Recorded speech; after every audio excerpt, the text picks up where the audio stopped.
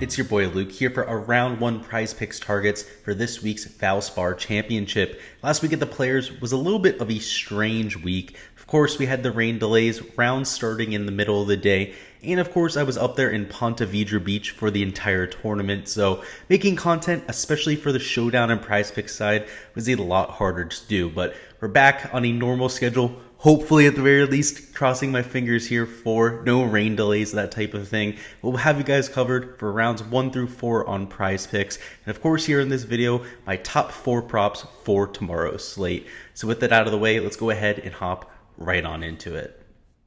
Alright, we'll start it off with a review of last year's event. Here at the Valspar Championship, played a little bit harder than usual. The scoring average was a little bit higher than most years, closer to right around even par, which for an average PGA Tour event makes this one of the more difficult tracks year in and year out, especially because this is a par 71, not a par 70 setup that has 5 par 3s in play and also the usual allotment of par 4s. In general, the fairways are relatively average to hit. The one thing to note is that there's one less fairway though because of the additional par 3, so only 13 fairways for players to hit, and in terms of the greens and regulation percentage, just a little bit lower than the tour average. A lot of the iron shots here are in the 175 to 200 yard range or the 150 to 175 yard range. You can see 16% of shots in the 150 to 175, 21% from 175 to 200, and over 12% from 200 yards plus, which for a PGA Tour event, it is much higher than what we're used to seeing. So that's why you see the green and regulation number a little bit lower than average.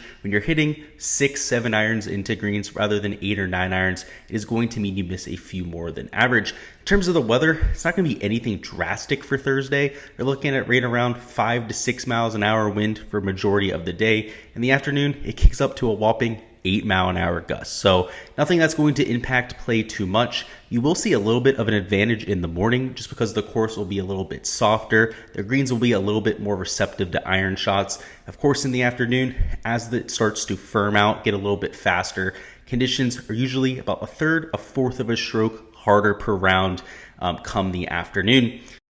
All right, and now hopping into the prop side, we're going to be taking a look at the birdie or better props where I'm taking 3 overs for tomorrow and one fairway prop where I'm taking the under. But let's start with the birdies or better. I'll be taking the over on Louis Oosthuizen at 3.5 birdies, the over on Jason Kokrak at that same number, and over 3 birdies for Matthew Fitzpatrick. All 3 of these players have similar skill sets, all relatively decent off the tee, all above average players in that category. Jason Kokrak, the leader of the bunch there, also solid iron players that are very solid putters on Bermuda grass. There's one category that they tend to struggle in, it'll be around the green for the bunch. But at the same time, the Valspar Championship with relatively easy greens, not a ton of undulation to them, that's the least of their worries, particularly when we're targeting them for birdie or better. Of course, it doesn't matter how many bogeys they make on the day. We're looking for people that can go out there and score. And all 3 of these players rank in the top 10 of this field in birdie or better percentage over the last 50 measured rounds.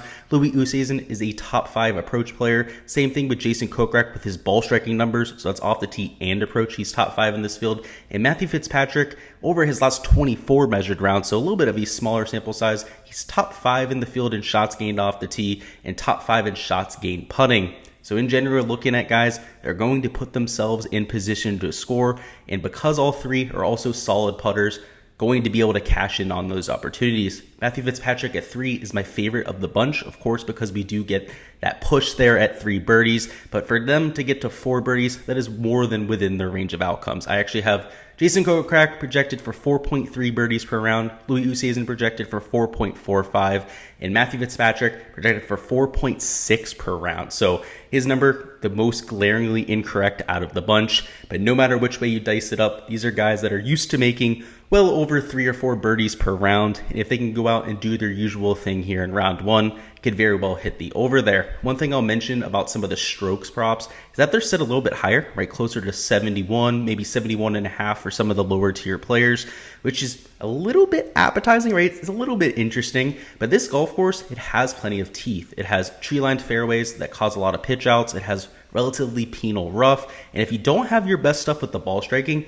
you can certainly make your fair amount of bogeys. So that's why we are targeting birdies or better, because you get protection from those blow-up holes. It doesn't matter what their score is at the end of the day. As long as they go out there and make 4 or more birdies, you're going to hit the over there. So that's why we're targeting those. They're my 3 best picks of the day, but I also do like the under on Justin Thomas with his fairways hit. One thing I'll remind you is that there's only 13 fairways here. That means that if JT goes out and misses just 5 fairways, we at the very least push. He's somebody who's been extremely inaccurate off the tee for now the last 3 or 4 months at this point, hitting just over 51% of his fairways, which at this golf course, if he were to hit 51% of fairways, let's go ahead and round up. He's going to be hitting 7 fairways, right? That's less than the 8 number that we have, let alone if he continues the trend of utterly terrible off the tee play that we've seen for the last few months.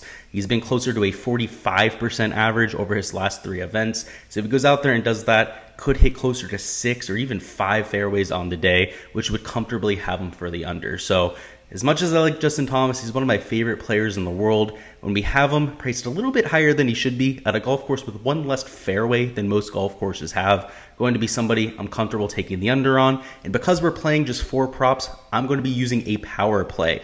Taking the under for Justin Thomas takes us from right around an 8x payout to an 11x payout. That's why I wanted to go ahead and put that fairway prop in there as well. But with these 4 picks, I'm feeling pretty confident about them. If you want to go ahead and do a flex play, completely understand that, right? That's what most of our picks here on the channel are. But because we're only using 4 this time around, rather than 5 props, I'll be going with a power play. That is all I've got for this round 1 preview.